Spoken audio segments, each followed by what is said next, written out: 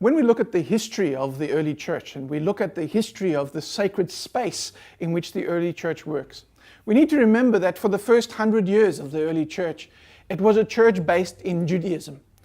Most of the members were Jewish, and because they were Jewish, they would have had a strong connection to what was happening in the local synagogue.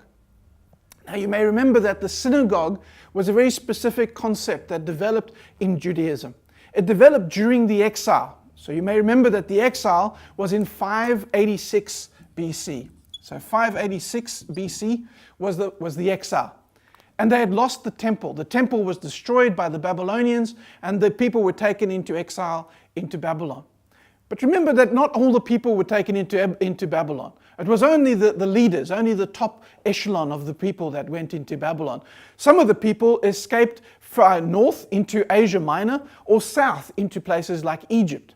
And so they created Jewish communities in those places. So in North Africa, some place of the other parts of the Middle East, and then into Asia itself, into Asia Minor particularly, where they established these Jewish communities. Thriving Jewish community, which would continue to be there right through to the time of Jesus. And in fact, after the time of Jesus as well. And so we see those Jewish communities needed to find a focal point for their community. How can you be Jewish in a foreign land? How can you understand God? How can you continue to read the Torah and the rest of Tanakh? How can you do that in a foreign place? Well, of course, the best thing to do then is to establish a place set up specifically for that concept. And that was the synagogue. A synagogue, the word means to draw together or to bring together. The concept of community is really at the heart of what a synagogue is. It was the community center, with the person in the charge of the synagogue being a rabbi. And the rabbi, which again in Hebrew means teacher, is you can see that was the focus of the synagogue. The focus of the synagogue was to be a place of teaching, a place of instruction, a place that draw people together in community to instruct them on the ways of culture, on the ways of Tanakh.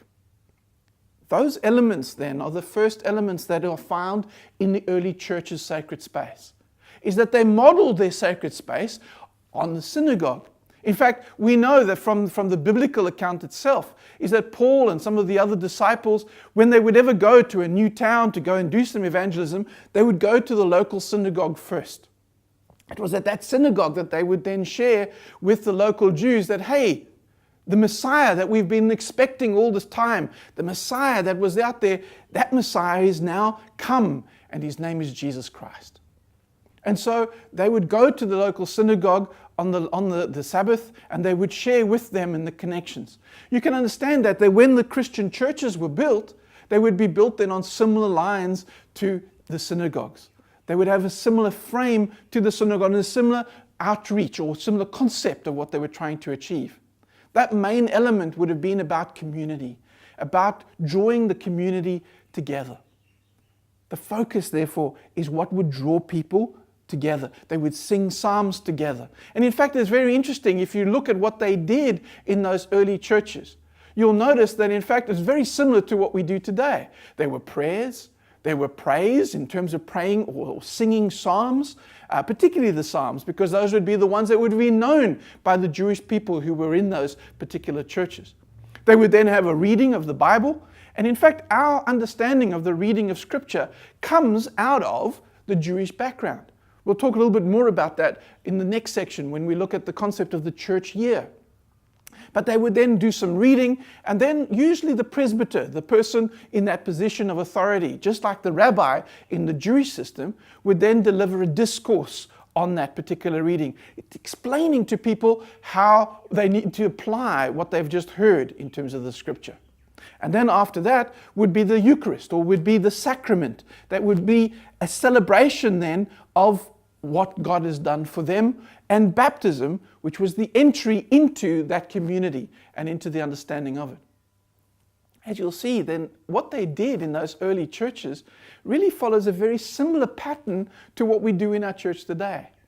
For me, that's quite exciting that after 2,000 years, there's a 2,000-year-old connection to what we've been doing.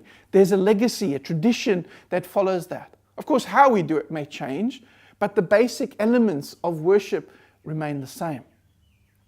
We need to also see, though, is that some of those churches, or at least for the first 300 years of the church's life, they couldn't just build churches on every corner as we've done since then. Instead, what happened is that they often met in people's homes. But we realized that meeting in people's homes was a means to an end rather than an end in itself. It was a way in which people could express their worship together. They didn't meet in homes because it was better to meet in homes. In fact, we see that as soon as Christianity is no longer outlawed, immediately they begin to build churches. They move them out of the homes and into churches, into buildings purpose-built for the process of worship. Now, what that tells you is that there's a special connection here, that people wanted to have a special place, a sacred place where they could come and worship God.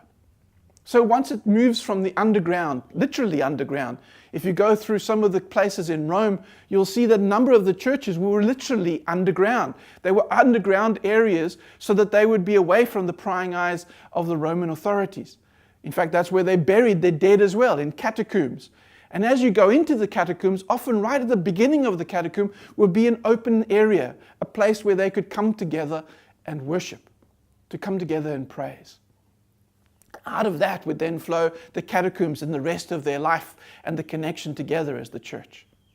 So when we come down to it, we need to see that in that early church period, that first 300 years of Christianity, the focus was on community and the things that drew community together. In the same way we see Acts chapter 2 says that they focused on fellowship and breaking of bread and prayer and in fact the teaching of the apostles. Those things were the things that drew them together as community so that they could live out the concepts of God.